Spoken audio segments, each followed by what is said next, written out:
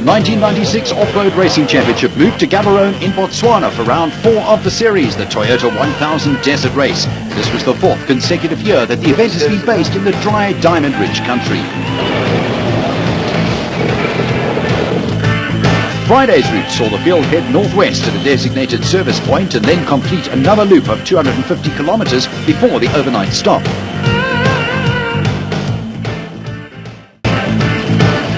An early start saw teams gather at the start before the sun had risen, and despite the chill, some spectators were brave enough to wear shorts. The dubious honour of starting first went to Wolmerans, with the rest headed by Schilling, following at 30-second intervals.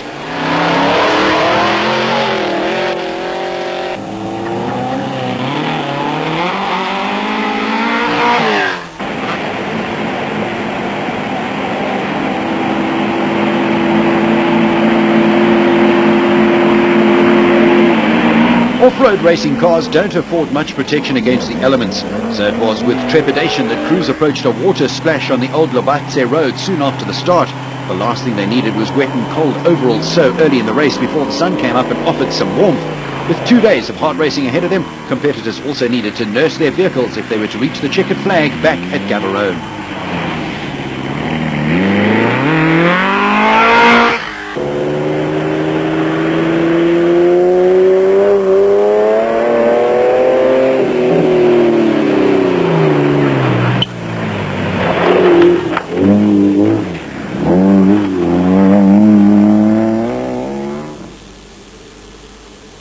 By the time the quad races were due to set off, the sun was beginning to show its welcome face, and the Breckles received some last-minute encouragement at the head of the queue.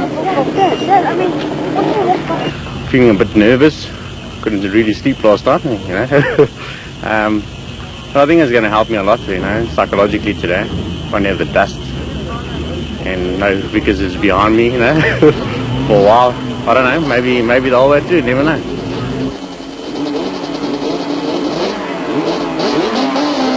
Aggressive getaways by Paul and Peter on their Brasco refrigeration Yamahas amused the local constabulary, and one wonders whether they were calling for reinforcements or just telling their friends.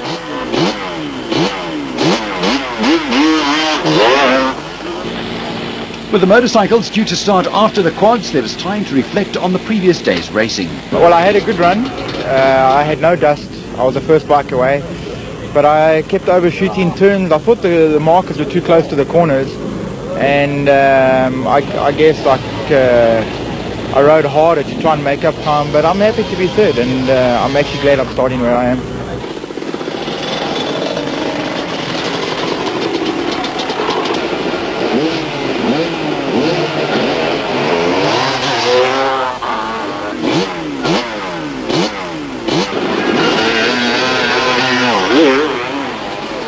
While the two-wheel brigade were still in the starting blocks, the leading cars were making steady progress through the long riverbed section, and already there had been casualties. Schilling had parked his race car with gearbox problems, and Colin Frankenberg retired his 4-sticks Range Rover after hitting a tree. Reiniger had moved up to second, but had Nardis Alberts and Warren Klaassen chasing him in the Rapsa race car. But with few overtaking opportunities, Alberts had no option but to hold station and swallow sand.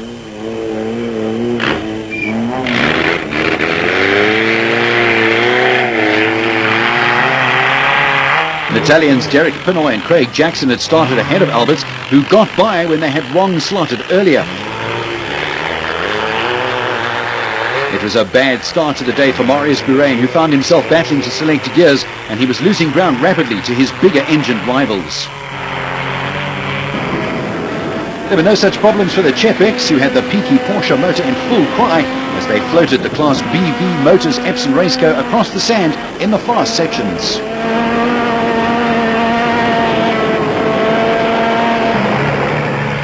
Even though the Nissan Sani was coming under pressure from Stanley Illman and Frans Stangl in the race car, Neil Woolridge and Paul Vermaak were maintaining a steady pace, rather than risk hitting a rock or getting bogged down.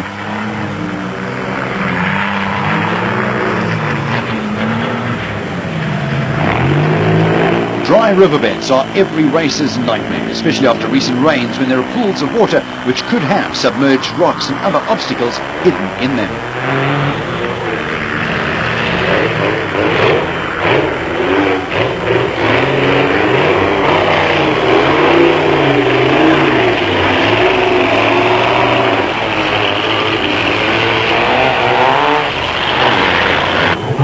Navigating in an off-road racing car is not an easy task.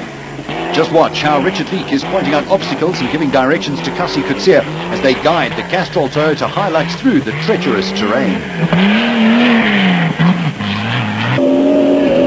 One side of the riverbed, drivers were on the constant lookout for wandering cattle as they powered down thorn-lined tracks and negotiated narrow gates. Contrary to his misgivings about a racing car that had never turned a wheel before the race, Carolyn had made up a lot of ground and had closed up on Coetzee. His only problem so far had been an overheating gearbox in the river.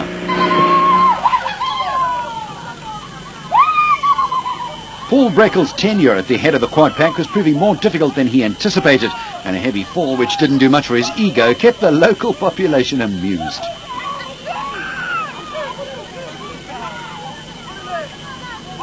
Despite winding himself in the tumble, he was able to get mobile without too much delay.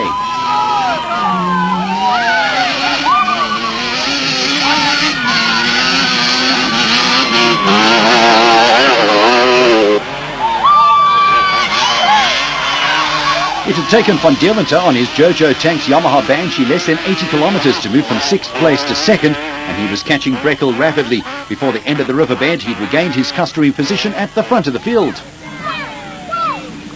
Mark Breckel had passed his brother Peter to hold on to 3rd spot, but as expected was losing ground to the flying Lichtenberg Bomber.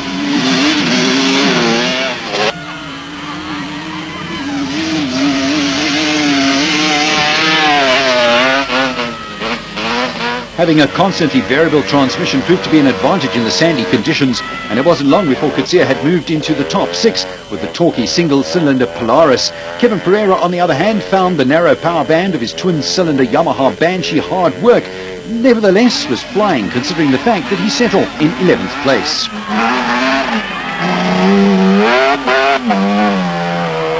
Delighted shouts from the spectators heralded the arrival of the two-wheeled category leaders. It was brilliant stuff as Peterson and Curtis fought an awesome duel in the river. Both were hanging everything on the cable, and one wondered how long they would be able to maintain the pace. Not far behind them was the super smooth Cox, who always looks a lot slower than his style suggests. Pro Action KTM's newest star Marco Cavina was making a good impression on the established hotshots, especially considering the fact that this was only his 2nd desert race and he was holding a narrow 4th ahead of Alex Vowles' Antilex Dairy Castrol KTM.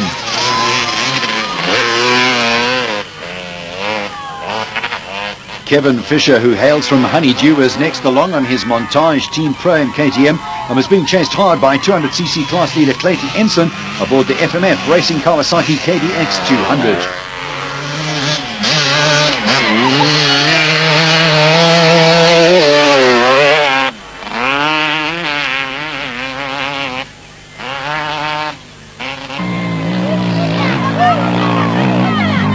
Wildman Willie Island was by far the fastest rider through the dry riverbed, and after less than 80 kilometers of racing he had already made up an incredible 21 places.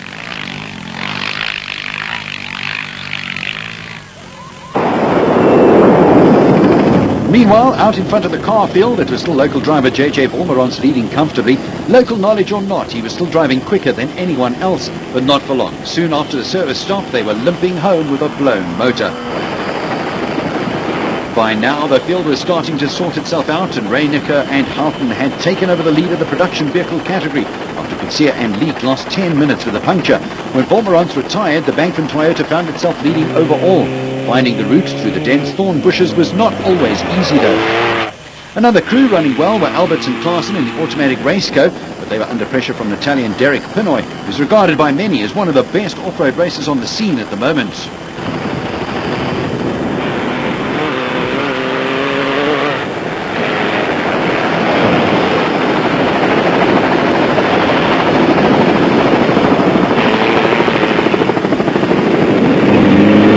Despite having been stuck in 2nd gear for almost 100 kilometers, Marius Bahrain was still running in the top 6 and holding on to 3rd in the now rather decimated special vehicle category. Behind the lightweight single-seater, the Chepex were battling through the twisty tracks and were hampered by having a very narrow power band which allowed Woolrich and Vermaak to close up. Before the service point, Elman and Stungel had joined fellow Raceco drivers Harvey and Harper on the retirement list. The two-wheelers also had a high rate of attrition, and Peterson had pulled a bit of distance from Curtis. Even though he held a handy lead, he didn't let up the pace, and when he came upon Van Deventer on the leading quad, he simply took a beeline through the bush to pass him.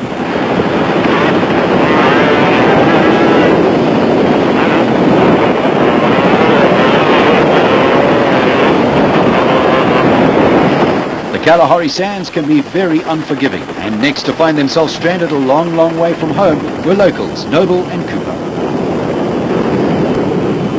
There was a close battle for second in the bike category, but the relatively young Darrell Curtis on the AGA Panasonic Pro-Action Castrol KTM was still managing to hold off the maestro Cox, who has almost a decade more experience. Cox has competed in several overseas events, and the Springbok has always acquitted himself well.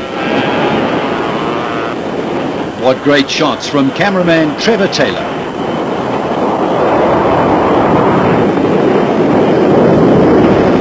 Vowles was showing great maturity as he rode at a controlled pace behind the leading trio without allowing himself to get embroiled in the race for second. A very sensible approach for a 22-year-old, and rather than take risks, he picked his moments to overtake cars. Emergency services were kept busy as the race took its toll. Errol Dalton, Alan Julian, Anas Buerta and Anton Hoffman were all hospitalized after crashing heavily. Fortunately though, none of the injuries turned out to be very serious.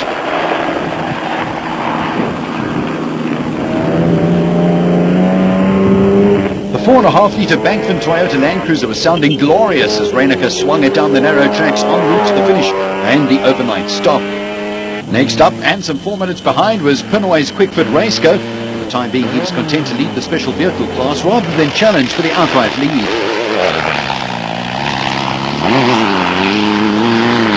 Bahrain's gear selection problems were getting worse, and he overshot corners as he fished for suitable gears. Fortunately, the small Mighty Mag was so quick through the tight sections that he quickly made up for any mistakes. With low-lying branches bouncing off the windscreen protection bars, Coetzee was driving with verve in a vain attempt to make up the 10 minutes he'd lost earlier with a puncture. But no matter how hard he tried, he just wasn't making up ground. There were no problems for former Roof of Africa Rally bike winner Neil Woolridge as the Nissan Turbo ran reliably all day.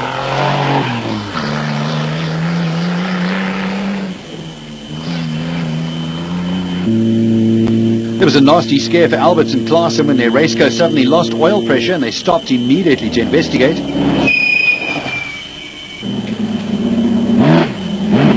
Bucks Carolyn drove past and moved up another position as he gave a thumbs up, asking whether they needed any assistance.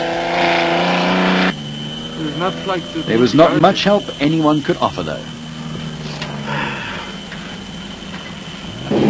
Richard Carolyn had fallen back slightly, but as single-seater drivers are always at a disadvantage when it comes to difficult terrain, he could be forgiven. At the overnight stop, Reiniger had built up a lead of 3 minutes over the Sani, while Bahrain's heroic efforts saw him holding third place and leading the special vehicle category. Coetzee and Leek were still 10 minutes behind in fourth place, and there were no surprises when the results were posted. The fact that there was no impound at the overnight stop meant that service crews had more than enough time to attend to any problems that may have been picked up. Hierdie tweede helfte geweldig vinnig, dele ander dele weer geweldig stadig. Dis omtrent 30, ek sou sê 40 kilos wat ons omtrent gemiddelde spoed van 25 km/h gedoen het. Baie digte bos en baie swart sand. So ek dink môre gaan dit nog baie slegter wees die pad daar, want na die klomp voertuie oor is gaan dit baie slegter wees. There was a big surprise when the first motorcycle appeared, for it was none other than Alex Vowles. The fast pace had taken its toll on man, machine and animal. Both Curtis and Cox had seized their motors, so it was Cavino who followed Vowles home ahead of Honda riders Trefue and Van Niekerk, as well as Fisher's KTM. Peterson had completed the day, but was a long way adrift in 6th place. The only problems that I had with some of the cars, the cars can't get out the way because the route is so tight. And you tend to stay behind them for about 10 k's, 15 kilometers, and just sucking their dirt, and then eventually you get by. But otherwise it was a nice ride, no problem. Gary, you're looking rather battered? Yeah, I had an accident, not due to my fault, stupidity, but just after their last fuel stop, about 70 k's out, I think I had about a minute or 2 minute lead, and I hit a car. I don't remember anything. I think my arm is brutal. They say my arm's broken, and I think that's the end of my race. Despite seizing his motor, Cox did make it back, even if he had to stop a car to tow his bike back into life. But he'd lost over half an hour and finished just ahead of Van Deventer's leading quad.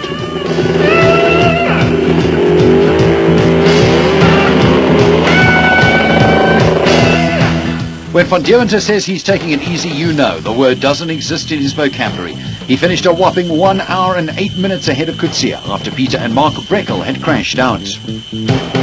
Ja, is harde werk. Jy moet 'n pas kan ry. Ek kan myself ook nie uitbrand. Ek spaar myself 'n portie gaan leg. En daai manne, dat wys waar word daar by die wortels grawe.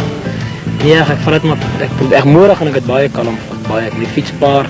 So ek gaan dit môre kalm vat.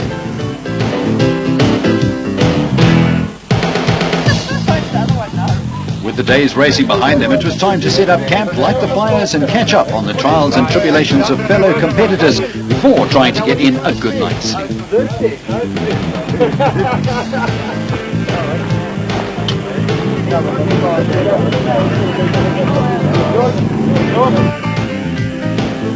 The final day of racing saw competitors follow a reversal of the previous day's 420-kilometre route to the finish at Gaborone Showgrounds.